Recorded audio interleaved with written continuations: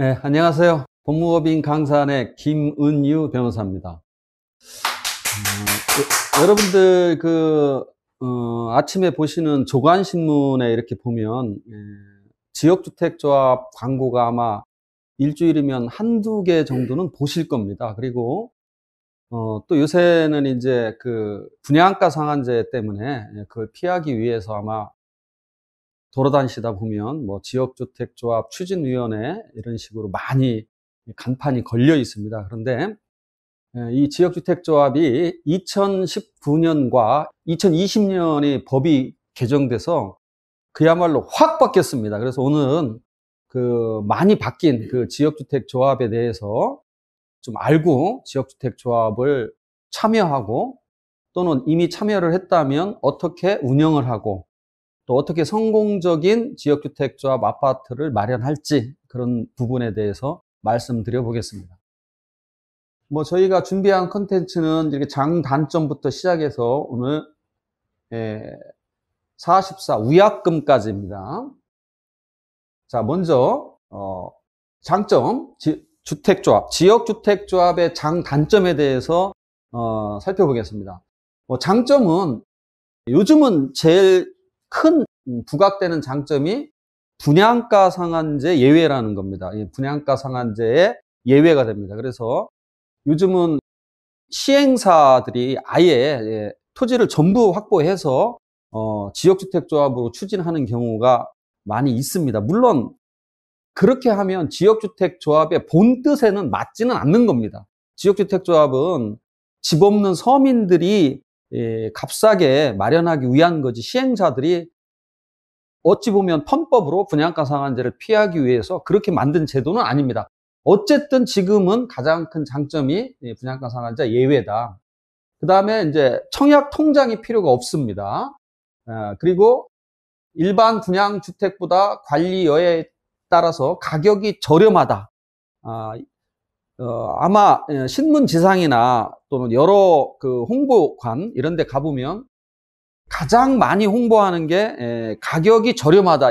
이걸 많이 홍보를 하는데 실제 입주할 때 보면 처음 제시한 가격이 잘 지켜지지 않습니다. 그래서 여러분들은 이 가격이 저렴하다 이 부분만 가지고 지역주택조합을 가입하는 건 좀 삼가하셨으면 합니다. 그 다음에 임대주택 의무 조항이 없습니다. 그리고 자녀 세대 일반 분양분보다 당연히 뭐 양호한 동수를 배정받고 뭐 또 동호인, 동일 직장 등 특수 용도가 가능합니다. 단점은 지역주택조합은 가입 요건이 있습니다. 지역과 거주 기간이 있고요. 또 이 지역주택조합은 내가 주체이기 때문에 내가 객체가 아니라 내가 사업을 하는 거기 때문에 책임과 의무를 부담을 해야 됩니다. 책임과 의무를 부담하고. 그 다음에 추가 부담금 발생 가능성이 높다. 추가 부담금 발생 가능성이 높다. 이게 사실은 여러분들 추가 부담금 발생이 안 하는 경우는 아직 저는 못 봤습니다. 거의 100% 추가 부담금을 발생을 합니다. 그래서 처음에 인근 지역에 아파트가 뭐 평당 5천만 원인데 3천만 원에 아파트를 살 수 있다. 이런 말에 덜컥 가입을 하시면 안 됩니다. 그 다음에 조합원 간 갈등도 있고요. 또 조합원 지위를 계속 유지해야 됩니다. 즉 무주택 세대주의 지위를 계속 유지해야 됩니다. 그 다음에 뭐 대규모 아파트 단지 조성은 뭐 어려움 이 부분은 뭐 어려울 수도 있고 대규모로 조성할 수도 있습니다. 그 다음에 이제 사업 자초 위험성이 있다. 이건 실제로 사업이 중간에 자초해서 조합이 파산한 현장이 여러 곳 있습니다. 만약에 그렇게 되면 내가 낸 조합원 가입금이라든지 또 계약금이라든지 분담금이라든지 이런 부분들은 전부 떼이게 됩니다. 그래서 그런 위험성도 있습니다. 자, 그럼 이제 지역주택조합 사업의 진행 절차를 좀 보겠습니다. 지역주택조합 사업의 진행 절차에 제가 가장 강조하고 싶은 건 조합에 가입을 하면 내가 사업을 하는 사업자입니다. 그러니까 나는 가만히 앉아서 아파트를 뭐 시행사나 조합이 나한테 시공자가 아파트를 줘서 시행 업무 대행자가 또는 조합이 나한테 아파트를 주는 게 아닙니다. 내가 조합원으로서 조합을 운영하는 주체입니다. 그래서 아파트 사업을 해서 이익이 나거나 손실이 나면 모두 나에게 기속이 됩니다. 근데 여러분들 솔직히 처음 제시한 아파트 가격보다 더 이익이 나는 건 거의 어렵습니다. 대체적으로 손실이 나면 낫지 이익이 나는 건 거의 없습니다. 그래서 내가 지역주택조합은 내가 사업 주체라는 거 제발 좀 명심하셨으면. 일반 분양 아파트하고 틀립니다. 일반 분양 아파트는 처음에 그냥 계약을 하면 그대로 아파트가 공급이 되는데, 이 지역주택조합은 조합원으로 가입을 하는 거기 때문에 내가 사업의 주체다. 이 점을 좀 명심을 하시기를 바랍니다. 그 다음에 이제 지역주택조합은 이제 사업계획 승인 대상 주택만 가능합니다. 사업계획 승인 대상. 사업계획 승인 대상은 30세대 이상이면 주택법에 의한 사업계획 승인을 받습니다. 즉, 이 뜻은 뭐냐면, 뭐, 오피스텔 이런 건 안 된다는 겁니다. 한마디로. 또, 지역주택조합은 그 조합원한테 우선 공급을 할 수 있습니다. 우선 공급을 할 수 있고. 이제 진행 절차를 이제 아마 이 부분이 오늘 강의할 때 가장 좀 핵심 내용이 될 텐데, 처음에 이제, 발기인 조합, 몇 명이 모여서 지역주택조합을 결성하기 위해서 발기인들이 발기인 조합을 결성을 합니다. 이것이 법적으로 법인은 아니지만 비법인 사단이라고 합니다. 비법인 사단을 구성을 하고, 그 다음에 이제 뭐 업무 대행 계약을 체결을 하게 됩니다. 물론 뭐 발기인들이 전문가면 굳이 업무 대행 계약은 안 해도 되겠죠. 이건 꼭 필요한 건 아닙니다.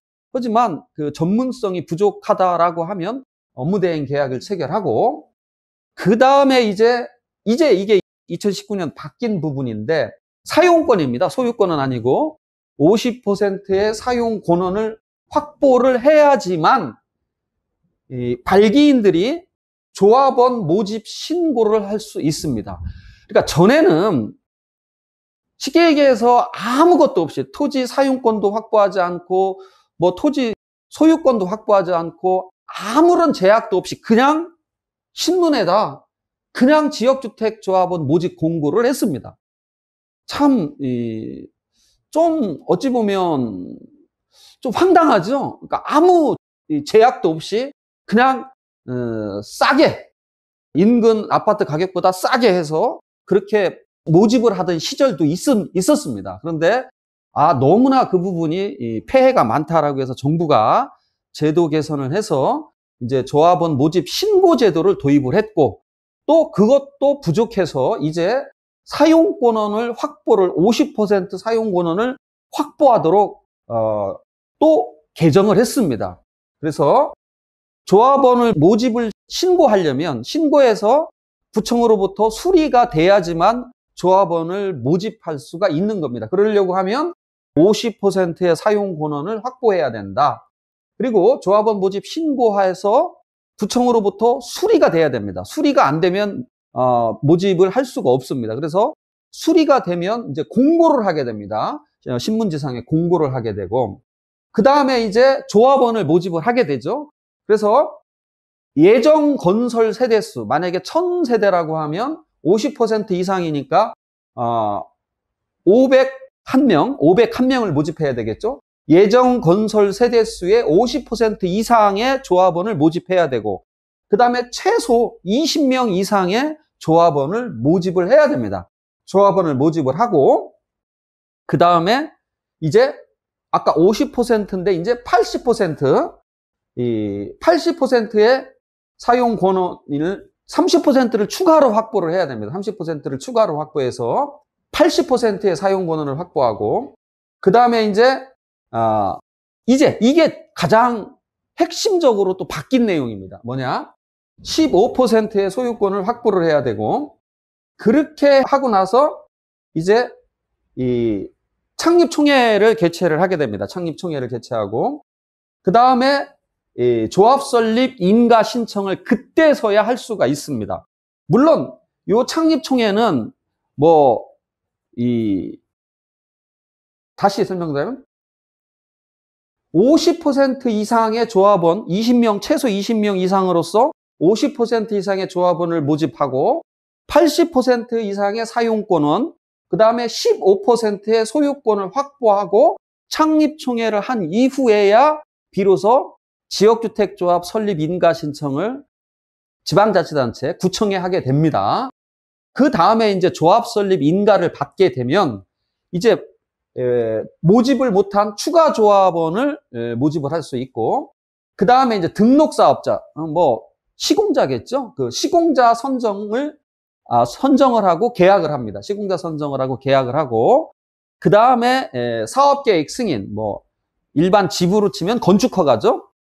사업계획 승인을 받고, 그 다음에 이제 시공자와 최종적인 공사 변경 계약을 체결하고 착공을 신고하고 공사를 진행해서 사용 검사하고 입주를 하고 최종적으로 해산 후 청산을 합니다. 그래서 진행 절차가 이 부분을 꼭 좀 알아두시고, 가장 핵심적으로 바뀐 부분이 50% 사용 권한을 확보하고 나서야 조합원 모집 신고를 할 수 있다는 거. 그 다음에 조합 설립 인가 신청을 하려면 80%의 사용 권한과 15%의 소유권을 확보해야 된다. 이걸 꼭 좀 알아두시기 바랍니다. 자, 그 다음에 이제 지역주택조합원의 이제 조합원 자격에 대해서 좀 말씀드리겠습니다. 지역주택조합원 자격은 1, 2, 3 모두 갖춰야 됩니다. 즉, 조합 설립 인가 신청 1, 투기과열지구는 1년 전부터입니다. 그래서 입주 가능일까지 무주택 세대주여야 됩니다. 세대주여야 됩니다. 세대주. 세대주여야 되고, 그 다음에 전 세대원이 무주택이거나 그중 한 명에 한해서 85 이하 한 채, 한 명, 그중 한 명에 대해 세대원 중 한 명이 85 이하 한 채 정도 갖고 있어야지만, 물론 뭐 안 갖고 있어도 되죠, 당연히. 무주택이거나 요 85평방미터 이하 한 채만 소유한 경우에만 조합원 자격 요건이 있고, 그 다음에 조합 설립인가 신청일 현재 6개월 이상 계속해서 그 지역에 거주해야 됩니다. 만약에 서울이라면 아마 서울, 경기, 인천 이쪽에서 계속 거주를 해야 됩니다. 6개월 이상 거주를 해야 되고, 그 다음에 이제 2019년 10월 22일 법이 바뀌면서 본인과 배우자가 다른 조합의 조합원이 아니어야 됩니다. 그러니까 이중으로 지역주택조합에 가입을 할 수는 없습니다, 이제. 그래서 하나, 둘, 세 가지 요건을 갖춰야 된다. 즉, 무주택자, 그 다음에 6개월 이상 거주 요건, 그 다음에 다른 조합에 이중으로 가입이 금지된다. 이렇게 세 가지 조건을 갖추면 조합원 자격이 있습니다. 그러면 쟁점은 이제 인가 신청, 조합 설립 인가를 신청한 이후에는 요 요건, 거주 요건은 이제 없어집니다. 거주 요건은 조합 설립 인가 신청 전에는 6개월 이상 그 지역에 거주를 해야 되는데, 인가 신청을 하고 나서는 요 제한 거주 요건은 없어집니다. 그 다음에 설립 인가 신청 전에, 조합 설립 인가 신청 전에 당첨자 지위, 내가 당첨이 어떤 아파트에 당첨됐다, 그런 지위를 전매했거나 또는 당첨됐지만 계약을 안 해서 당첨자 지위가 사라지는 거죠. 사라지게 되면 조합원 자격이 있습니다. 인정이 됩니다. 그 다음에 뭐 기숙사나 오피스텔, 고시원 소유는 주택이 아니므로 상관이 없습니다. 뭐 상가를 소유해도 상관이 없습니다. 무주택, 주택을 소유하지 않아야 되고, 만약에 그중 한 명 정도가 85평방미터 이하만 되는 겁니다. 그래서 뭐 기숙사나 오피스텔이나 고시원이나 상가나 이런 걸 갖고 있다 하더라도 조합원 자격은 있습니다. 그 다음에 장인이나 사위, 이것도 역시 무관합니다. 세대 장인하고 사위가 뭐 집이 있다 이래도 상관은 없습니다. 그 다음에 세대주 자격이 근무, 질병치료 등으로 일시 상실은 또 인정이 됩니다. 내가 이 세대주 자격, 내가 어디 뭐 근무를 한다든지 또 질병치료를 위해서 어디로 일정 한번 옮기는 경우, 그런 경우에는 일시적으로 상실은 조합원 자격이 유지가 됩니다.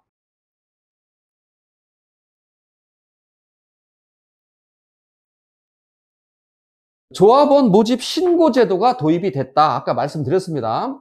2017년 6월 3일자로 조합원 모집 신고와 공개 모집 제도가 도입이 돼 있고, 그 다음에 2020년 1월 23일 날 이제 조합원을 모집하는 주체인 발기인, 그 발기인들도 자격이 신설됐고, 또 주택조합의 그 발기인은 조합 설립 인가 신청을 하면 조합원으로 당연히 가입한 걸로 의제가 처리됩니다. 그 다음에 이제 중요한 개정이 있었습니다. 2020년 1월 23일 날 50% 이상 사용 권한을 확보한 이후에 모집 신고를 해라. 사용 권한을 확보하지 않고 모집하면 안 된다라는 법 개정이 있었습니다. 그 다음에 이 50% 사용 권한 50%를 정할 때 국공유지가 있으면 그걸 빼면 안 됩니다. 그것도 포함해서 50%를 사용 권한을 확보해야 됩니다. 그리고 이제 용인시 같은 경우에는 국공유지의 관리청과 협의 서류까지 내라, 제출해라. 그렇지 않으면 모집 신고를 수리하지 않겠다라고 이렇게 발표를 하고 있습니다. 그 다음에 이제 조합원 모집 신고서, 모집 신고서는 이렇게 서식이 있습니다. 정확하게 조합원 모집 신고서가 서식이 있는데, 제일 중요한 걸 보면 이 자격이 있음을 증명하는 서류가 있어야 되고, 또 50% 사용 권한을 확보하였음을 증명하는 서류, 그 다음에 업무대행자를 선정한 경우에는 업무대행자가 자본금과 자산평가액을 보유하고 있음을 증명하는 서류, 그 다음에 업무대행 계약서. 그 업무대행자를 선정하는 시기는 사실은 발기인들이 발기인 조합을 결성하고 나서 바로 업무대행자를 선정을 할 수 있습니다. 그러나 나중에 조합 설립 인가가 되면 총회에서 다시 그 부분에 대해서 추인을 받아야 됩니다. 그리고 조합원 모집 신고서에 규약은 들어가 있지 않습니다. 규약은 없지만 모집 신고서를 만들려고 하면 이 규약을 토대로 작성을 해야 되기 때문에 제일 먼저 발기인들은 규약을 만들어야 됩니다. 제일 먼저. 그 다음에 이제 조합 가입 계약서, 이 부분도 신설이 됐습니다. 이제 예전에는 법에서 침묵을 지켰는데, 이제 조합 가입 계약서 내용도 이런 내용을 반드시 넣어라. 이렇게 여기 1, 2, 3, 4, 5, 6번 이렇게 계약서를 넣어야 되고, 또 작성 의무, 꼭 가입 계약서를 작성하도록 의무적으로 해서 신설이 됐고 이미 시행 중에 있습니다. 이 중에 이제 제일 중요한 게 보면 사용 권한 및 소유권을 확보한 면적 및 비율의 가입 계약서에 들어가야 됩니다. 전에는 이 부분이 깜깜이었죠. 그래서 이 부분을 만약에 속이면 가입 계약을 취소할 사유가 됩니다. 이 부분을 속이면 안 됩니다. 그 다음에 이제 조합원이 예정 건설 세대수의 50% 이상과 최소 20명 이상은 모집을 해야 된다. 그 얘기입니다. 이거 별로 그렇게 그 얘기입니다. 이 부분은.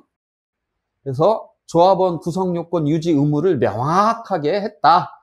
명확하게 2019년 10월 22일 날 명확하게 했습니다.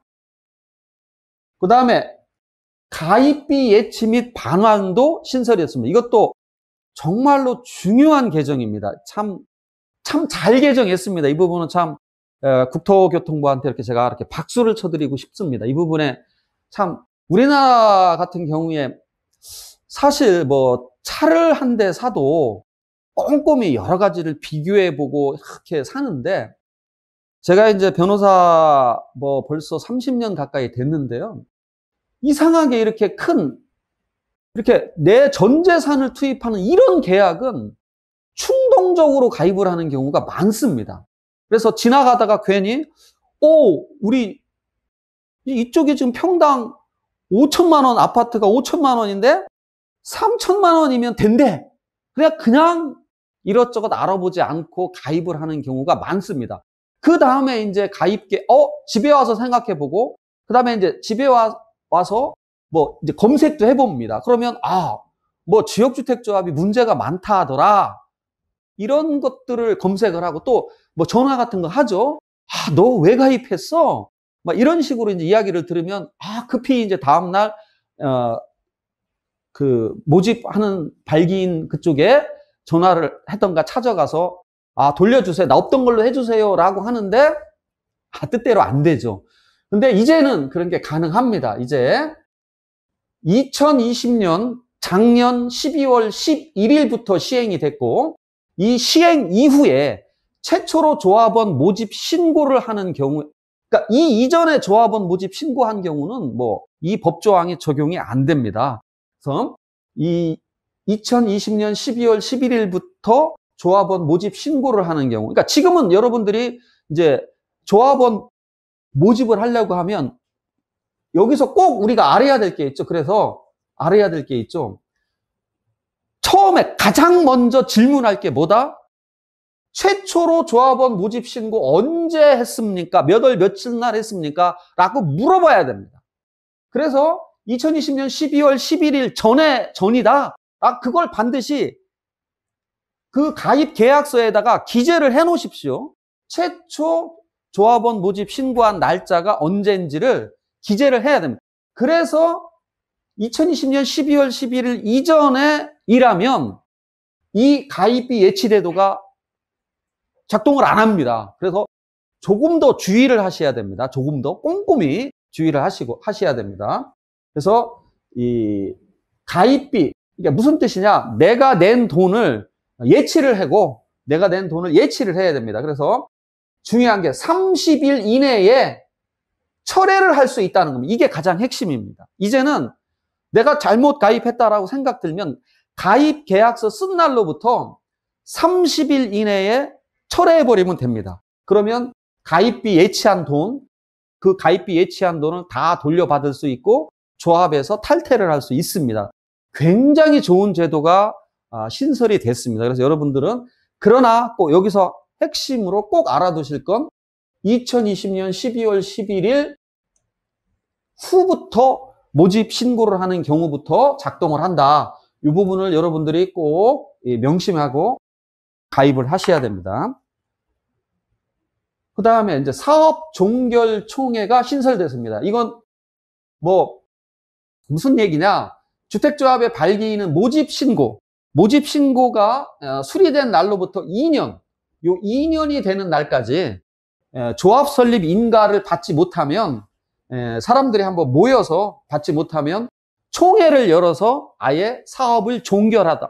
이런 부분도 신설이 됐고, 요 조항은 2021년 7월 24일 아직 시행이 안 되고 있습니다. 이 조항은 아직 시행은 안 되지만 곧 뭐 7월 다가오니까 그때부터 시행이 됩니다.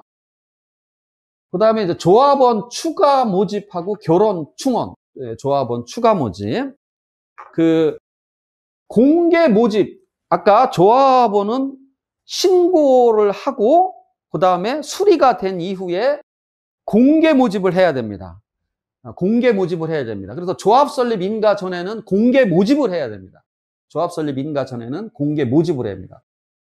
근데 이 조합원이 사망, 가입한 조합원이 사망, 자격상실, 탈퇴 등으로 결혼을 충원하거나 또 미달된 조합원을 재모집하는 경우에는 신고하지 아니하고 선착순 가능합니다. 즉 설립인가 전에만 그렇다는 겁니다. 설립인가 전. 설립인가, 왜냐? 한번 신고했으니까 이미 신고한 걸 또 이중이잖아요. 그래서 이미 신고했으니까 선착순으로 가능하다는 뜻입니다.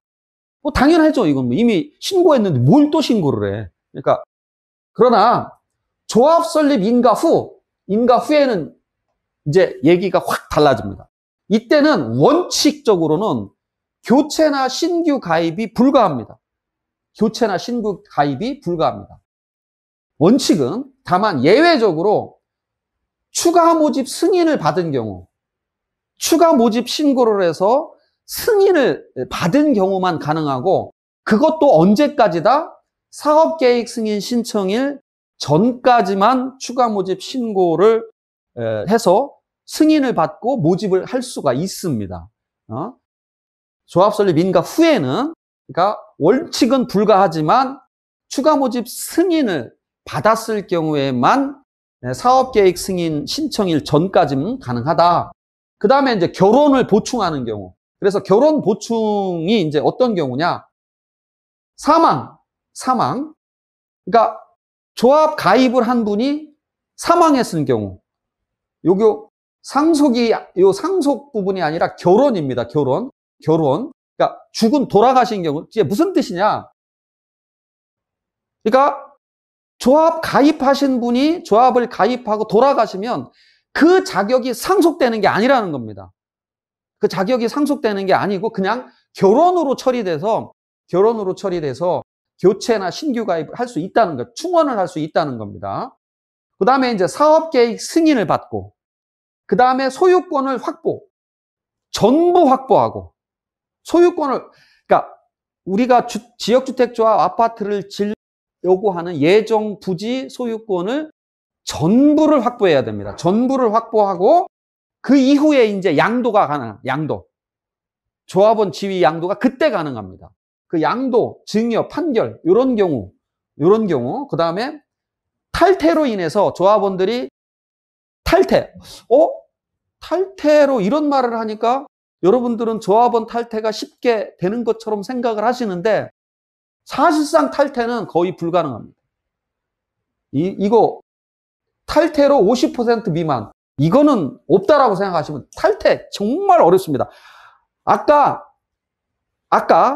내가 조합원 가입하고 30일 내에 청약 철회 요 경우 빼놓으면 정말로 이 탈퇴는 어렵습니다. 탈퇴는 쉽지 않다. 불가하다고 생각하시면 됩니다. 이제 자격 상실. 아까 조합원 자격은 뭐다? 무주택 세대주, 그 다음에 세대주 중에 한 명이 85 정도 이하 한 채만 소유했을 경우, 그 다음에 6개월이, 그건 이제 조합 설립 인가 전에 6개월 거주 요건, 그 다음에 이중으로 가입하면 안 된다는 거예요. 그래서 이 무주택 세대주, 즉 예를 들어서 내가 다른 집을 사버렸다, 또는 내가 부모님으로부터 상속을 받았다. 그럼 무주택이 아니잖아요. 그런 경우에는 자격이 당연히 상실됩니다. 그 다음에 이제 세대수, 예정 건설 세대수가 변경이 돼서 내가 모집한 조합원이 50% 미만이다. 이런 경우에만 결혼을 보충할 수가 있습니다. 그래도 이때 이 자격, 새로 보충되는 조합원의 자격은 인가 신청일을 기준으로 자격 요건을 따집니다. 최초 조합 설립 인가 신청일 당시에 무주택 세대주 그런 요건을 다 갖춰야 됩니다. 그 다음에 이제 조합원 지위 양도, 조금 전에 제가 말씀드렸는데 조합원 지위 양도는 전매 금지 사유, 즉 투기 과열 지구는 안 됩니다. 서울은 대부분 투기 과열 지구죠. 서울은 다 투기 과열 지구죠. 서울은 전부. 그러니까 서울은 안 됩니다. 서울에서는 지위 양도 자체가 투기 과열 지구이기 때문에 안 됩니다. 어쨌든 투기 과열 지구가 아니어야 되고, 그 다음에 사업 계획 승인이 있은 이후여야 되고, 소유권을 전부 확보해야 되고, 저당권도 말소를 해야 됩니다. 그 경우만 조합원 지위 양도가 된다. 그러니까 사실상 서울에서는 불가하죠. 조합원 지위 양도는 서울에서는 불가합니다. 그래서 그런 말도 여러분들 조합 가입 계약을 할 때 홍보하시는 분이 아이고 선생님 나중에 가입하시고 양도하시면 돼요. 이런 말에 피 붙여가지고 프리미엄 피라고 그러죠. 피 붙여서 파시면 돼요. 그러니까 걱정하지 마시고 가입하세요. 라는 말에 현혹당하시면 안 됩니다. 이런 양도가 안 됩니다. 그래서 그냥 머릿속에다 조합원 탈퇴 안 된다. 한번 가입하면 죽으나 사나 가야 된다. 쉽지 않습니다. 물론 탈퇴할 수 있는 방법은 집 사면 돼요. 그런데 내가 집을 사면 당연히 자격 상실되지만 그때도 내가 낸 돈 중에 일정 부분 대행 수수료 이런 돈은 또 돌려받지도 못합니다. 그래서 한번 가입을 정말 지역주택조합은 신중히 하시기를 거듭 부탁드립니다. 그 다음에 조합원 탈퇴. 아까 다시 거듭 말씀드립니다. 30일 내에 청약 철회는 가능하다. 30일 내. 그러나 이게 2020년 아까 11월 며칠에 11월 11일인가 그때라고 그랬죠. 30일 내에 철회는 가능합니다. 30일 후부터는 조합 규약으로 탈퇴 및 비용 환급이 가능하다. 그런데 이게 법조문에 보면 이게 주택법 12조에 보면 뭐라고 해요? 조합원의 탈퇴라고 딱 법조문이 돼 있기 때문에 아유 변호사님 탈퇴가 가능한데 왜 가능하지 않다고 말씀하시죠? 탈퇴 이건 말로만 돼 있지 이게 중요합니다. 말로만 돼 있지 뭐냐면 이 말로만 요 규약 요 조합 규약 자 조합원은 임의로 조합을 탈퇴할 수 없습니다. 임의로. 다만 부득이한 사유가 발생해서 뭐 서면으로 통과하고 조합장은 총회 또는 대의위원회 탈퇴 이거 탈퇴 안 시켜줍니다. 이랑은 뭐 거의 소용이 없습니다. 그리고 탈퇴 조합원 자기 제명 등으로 상실한 자에 대해서 이게 뭐 이 총회의 의결로서 공제할 부담금 및 환급 시기를 따로 정할 수 있다. 내가 만약에 다른 아파트를 사서 무주택자가 이제 아니어서 자격상실돼서 탈퇴를 해도 내가 낸 돈은 엄청 나중에 반환됩니다. 그래서 이 규약으로 사실상 탈퇴 및 탈퇴가 사실상 불가능하게 막아놨습니다. 그래서 여러분들은 법조문으로 탈퇴 있지만 조합원 탈퇴는 사실상 불가능하다. 물론 뭐 조합에서 선의로서 이렇게 탈퇴시켜주면 좋은데 여러분이 지역주택조합을 하신다라고 치면 여러분 같으면 과연 탈퇴시켜 드리겠습니까? 지금 모집하기가 힘드는데 그래서 자 이제 지금부터는 그 조합 모집 주체 및 조합에 대한 견제 수단 조합원들이 조합을 어떻게 견제를 할 것이냐 이 부분에 대해서 많이 마련이 됐습니다.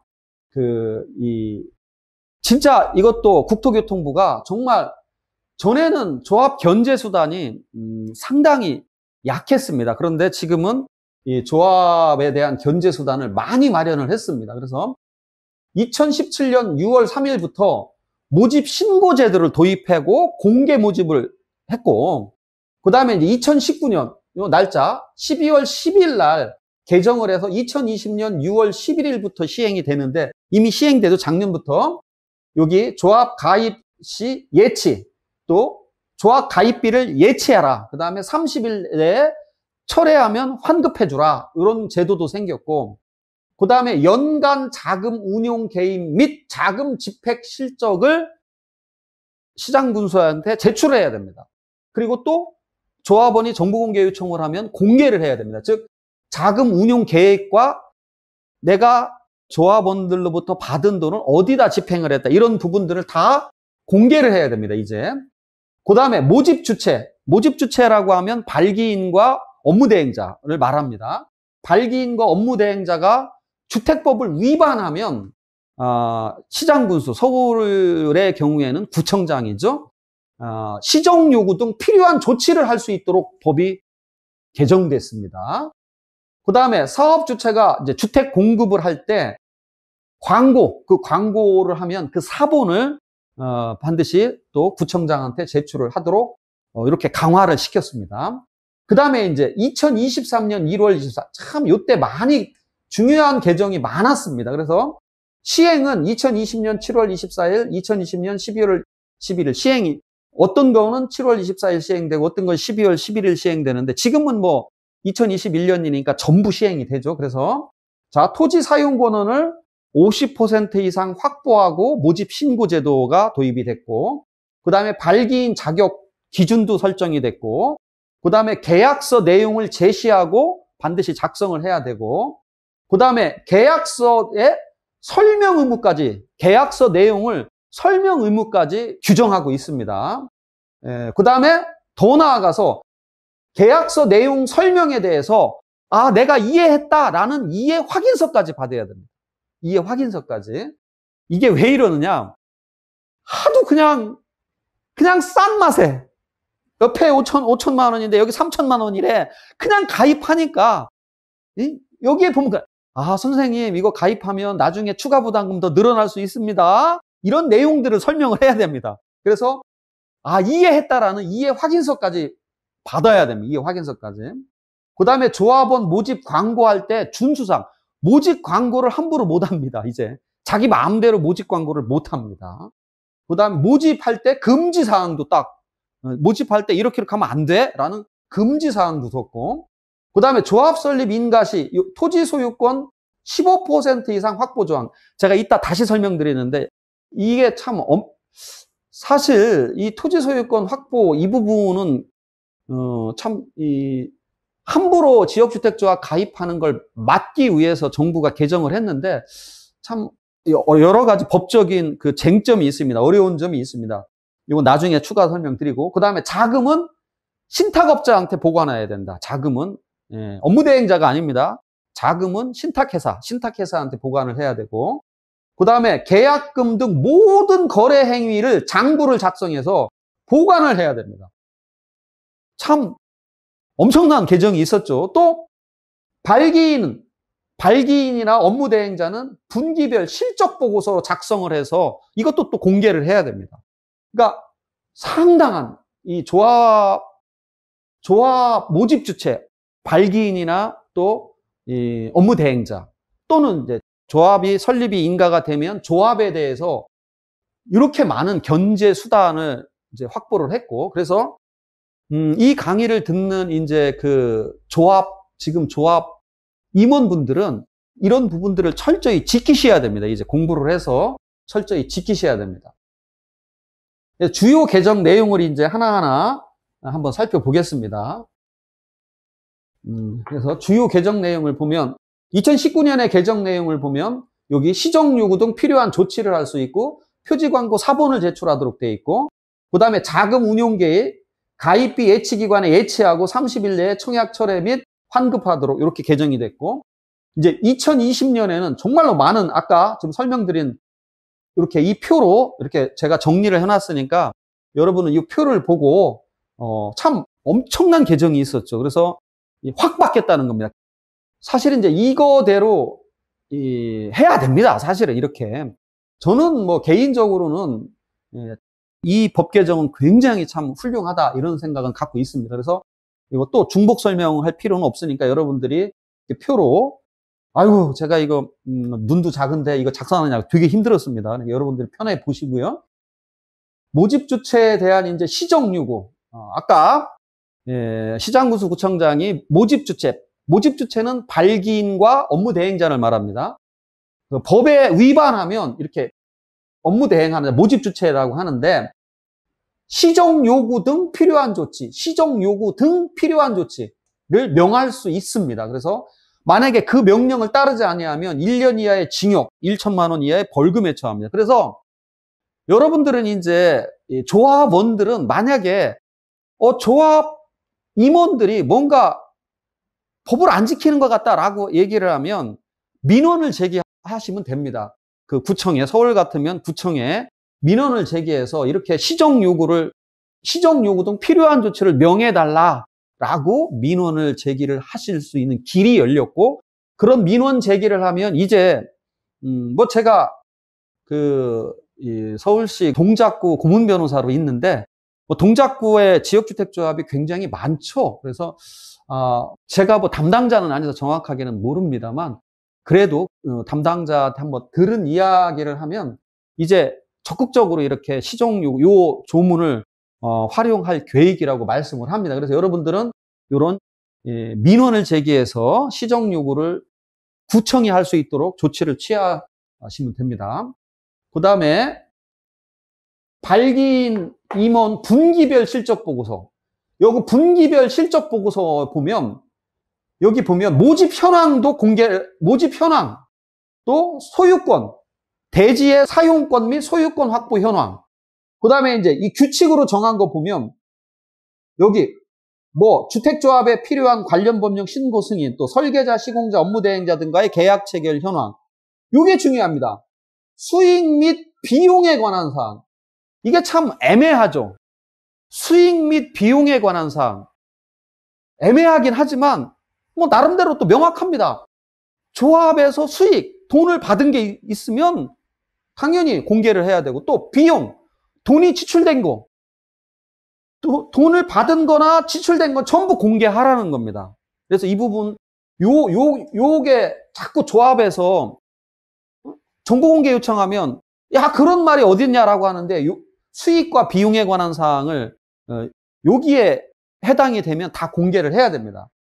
그 다음에 자금 차입 부분, 주택건설공사 진행현황. 참 엄청난 제도가 탄생을 했죠, 이제. 예전에는 소유권 확보 현황, 조합원 모집 현황도 다 깜깜이었습니다. 안 알려줍니다. 아이고, 이 참 답답하기 짝이 없었는데, 지금은 이제 이렇게 아예 분기별 실적 보고서를 작성을 해야 됩니다. 이렇게 작성을 해서 공개를 해야 됩니다. 공개를 해서 작성을 해서 공개를 해야 됩니다. 그 다음에 이제 연간 자금 운용 계획 및 자금 집행 실정도 또 제출을. 또 이 교토교통부로 정하는 서류 및 자료를 정하는 바에 따라 매년 정기적으로 시장군수에게 제출해야 된다. 제출을 안 하면 500만 원 이하 과태료다. 시장군수한테 제출해야 된다는 뜻은 뭐죠? 시장군수한테 제출하면 조합원들은 시장군수한테 제출한 것 좀 정보 공개해달라라고 요청하면 당연히 공개가 됩니다. 그러니까 여기 뭐 시장군수한테 제출해야 되니까 뭐 조합원들한테는 상관없지 않느냐 이런 생각은 하지 않으셔도 됩니다. 그러니까 시장군수한테 제출하면 조합원들은 정보공개 요청해서 시장군수한테 좀 보여주세요 라고 하면 다 보여줍니다. 과태료까지 부과됩니다. 그래서 여기 보면 이제 어떤 거냐, 직전 연도의 자금 운용 계획 및 자금 집행 실적, 또 등록사업자, 시공자 선정, 업무대행자 선정, 그 다음에 조합 임원 선임 및 해임에 관한 거, 그 다음에 여기 또 있죠. 직전 연도를 기준으로 사용권원 및 소유권 확보에 관한 자료, 이 자료를 다 제출해야 됩니다. 다. 참 이 부분은 정말 잘 개정을 했습니다. 그 다음에 자금 보관 업무 신탁업자 대행. 자금은 반드시 그 신탁업자한테 대행을 해야 돼요. 업무 대행자가 아닙니다. 업무 대행자를 선정했어도 신탁회사한테 자금은 보관을 시켜야 됩니다. 그런데 자금 보관 업무를 대행하도록 안 하면 1천만 원 이하의 과태료까지 부과됩니다. 과태료까지. 그런데 이 법 시행 이전에 사용검사를 받은 이미 아파트 다 진 거는 상관없습니다. 그런데 여러분 이 부분도 오해하시는 게 많아요. 자, 가입을 하러 딱 가면 선생님 우리가 선생님한테 받는 돈은 전부 다 이 신탁업자한테 맡깁니다. 그러니까 안전합니다. 안전하니까 안심하시고 가입하세요라는 말을 합니다. 그런데 그거에 대해서는 엄청난 허점이 있습니다. 그럼 여러분들은 어떻게 생각을 하냐면 그래, 조합에 돈 쓰는 걸 신탁회사가 전부 통제를 하나 보다. 그러니까 조합 임원이 함부로 돈을 쓰겠다라고 하면 돈을 신탁회사가 안 내주나 보다. 우리는 그렇게 생각하죠. 그렇지 않습니다. 그냥 어떻게 생각하시면 되냐면 요 신탁업자는 제가 이렇게까지 표현을 하면 법조인으로서 이렇게 표현하면 좀 과한 표현이긴 한데 저는 그냥 그렇게 표현하겠습니다. 여러분, 신탁업자는 그냥 은행이다 이렇게 생각하시면 됩니다. 은행이 무슨 통제를 합니까? 비밀번호하고 지출 결의서 지출 그거 하고 비밀번호하고 통장 도장만 딱 맞으면 내주잖아요. 은행입니다. 은행. 그렇게 생각하시면 됩니다. 이거는 어떠한 경우도 마찬가지입니다. 어떠한 경우. 여기 지역주택조합뿐만이 아닙니다. 다른 경우도 마찬가지입니다. 조합이 지출 결의서 해서 올리면 내줘야 됩니다. 그러니까 은행이다 이렇게 생각하셔야지 이제 이런 제도가 생겼으니까 너무너무 안전하다. 그래서 내 돈은 정말로 어디 안 가고 잘못될 그럴 가능성이 제로다. 이런 말에 현혹당하시면 안 된다. 그냥 이 신탁회사는 은행 역할을 한다. 그래도 여기 맡기는 게 낫긴 낫죠. 그래도 좀 한번 좀 귀찮게 하는 겁니다. 자, 이제 첫째 시간은 여기서 마치고 다음 시간에 또 뵙겠습니다. 감사합니다.